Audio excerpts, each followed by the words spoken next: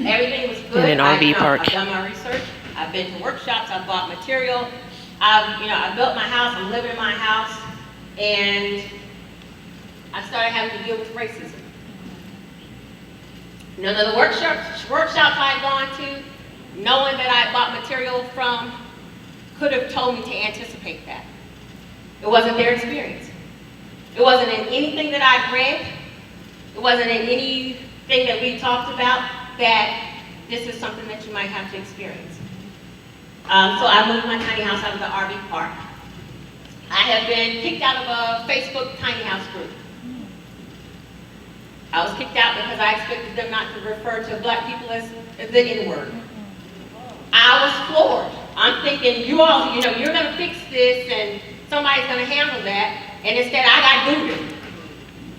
And I was very disappointed in the number of people that told me, you need to put on your big girl panties and deal with it. And the interesting thing, when I got kicked out of the tiny house group, I don't know, did anybody see Steve Harvey when he went off on tiny houses and how stupid they were? Pissed off the whole, excuse me, is that a bad word? No. Upset the entire community. I was upset as well. He used words like stupid. You need to have a bigger dream. I've lived in out of my car before, and living tiny is stupid, and he even threw in some scriptures. The entire community was reeling, and I had my own reasons why I was reeling because, we'll talk about that later. And that's what they were talking about in this tiny house group, about how mad they were at Steve Harvey. I was mad too, and I said that. I'm mad too, but you can't call him the N-word. That's not appropriate. Exactly. Okay. So I got kicked out. What I have realized, and so one of the things that I realize is as I go to events and people come to me, and a lot of times the events aren't you'll see the speaker lineup and you don't see anybody that looks like you. So I'm one of the people that calls it out, hey, representation is important. Yep. And so this is the part of my presentation where it gets uncomfortable because people are like, well, why does it have to be about race? A lot of times because if you haven't lived as a person of color, it is about race. And so I'll share a story. So when I first started in it was one of the tiny house groups, there was an event that people had gone to and someone was sharing pictures. And then picture after picture was all white people. And one of the black ladies said, where are all the black people? And so people got pissed off. Sorry. People got upset. Well, why would you make it about race? Why do we have to talk about this race now? People were having a good time at this event. Why would you bring that up? And I watched the conversation, and I knew she meant, no, it wasn't disrespectful. She was asking a question. And so what I said after I watched the conversation is, let me ask you all to think about this in reverse. If you were interested in tiny houses, if you were interested in crocheting, whatever it was that you were interested in, and if you went to an event as the white person and everybody at that event was a person of color, you'd be looking around asking, where are all the white people? And even if you didn't say it out loud, you'd be wondering. And then you might be wondering, is this for me? Representation is important, but if you're used to walking around as the majority, it's not something that you think about. Right. I can't tell you the number of times where I've been somewhere and a person of color will say, until I saw you in the community, I didn't realize people of color were in tiny houses. And that's important. So I've said, think outside of yourself and think about if you'd be interested in whatever it was. If you went to a tiny house event and you were the minority there, would you think it was for you? Would you be uncomfortable? Would you keep pursuing it? That's the same thing. So it's not meant to be disrespectful. It's meant to say, we're all supposed to be here. Right. So in hindsight, I've had a problem with going to an event in Florida. I was set to be a speaker at the event. Stopped off at a store in the area where the event was and had a problem with a racist at the store, and it got really ugly. Threw me completely off. I wasn't comfortable at all, and I left the area because I didn't feel safe. These are, because, until we live in a perfect world, sometimes often it's about race. And what I'd like to talk a lot about is representation, the need for representation, the need to have these conversations, because as I share this information, you know, some of my white counterparts will say, I've never thought of that. And I don't expect them to, because it's not their experience. But when we're talking about that, when I say these are conversations that need to be had, then we're all supposed to be part of this community. It has to be listened to. It has to be part of the conversation. So what I've done is started an organization. Dominique Moody, if you don't know her house, Google Dominique Moody. She lives in a tiny house. She has a gorgeous tiny house. She's on the West Coast. We started an organization, Tiny House Trailblazers. And if you look at what our purpose is, it's to highlight tiny house builds, tiny house living, and the stories of people of all colors and walks of life, while also providing a forum for discussing the issues and telling the stories of tiny house living and the tiny house movement from the lens of people of color. Our purpose is to never be exclusive. Instead, our purpose is to ensure we're always included. Yep. If you don't know anything about housing, and after I explained, you know, look and think outside of yourself and feel like if you were the minority, how would you feel?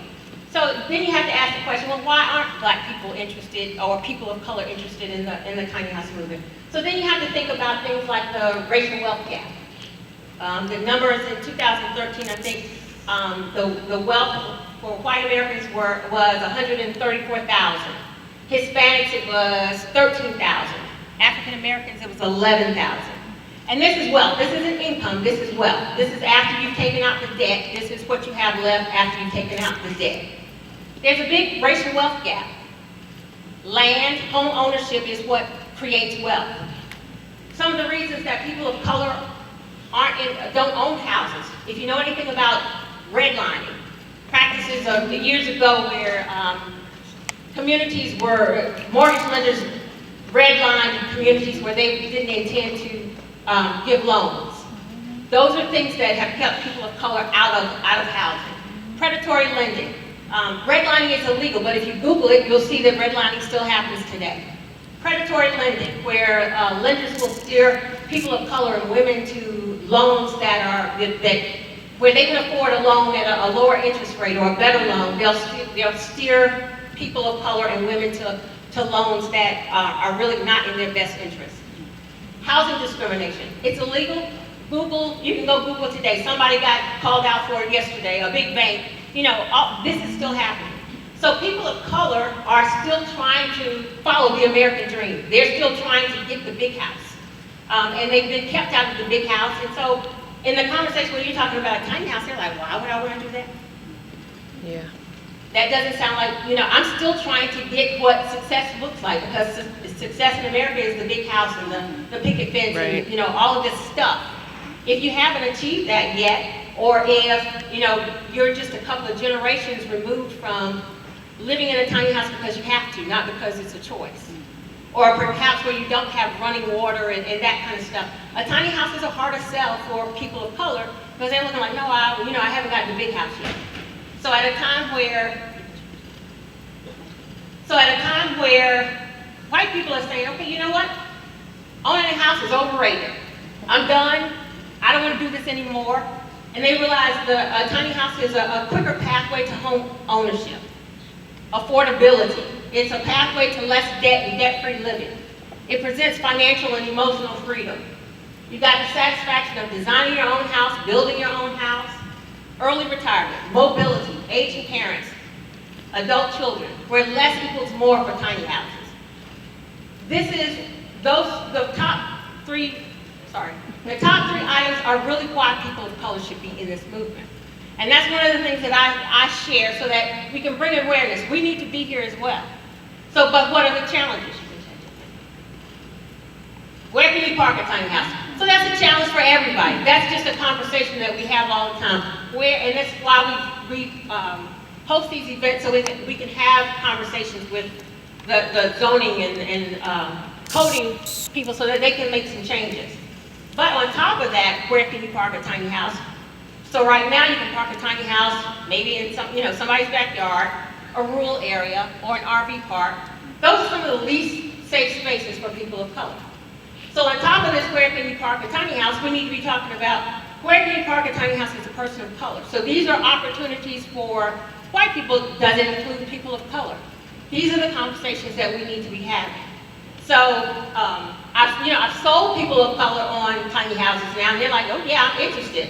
But then you realize, on top of the issue as a community, I've got another issue because of the color of my skin. So one of the things that I push with, and I feel like I'm pushing most of the time because it's not widely being accepted.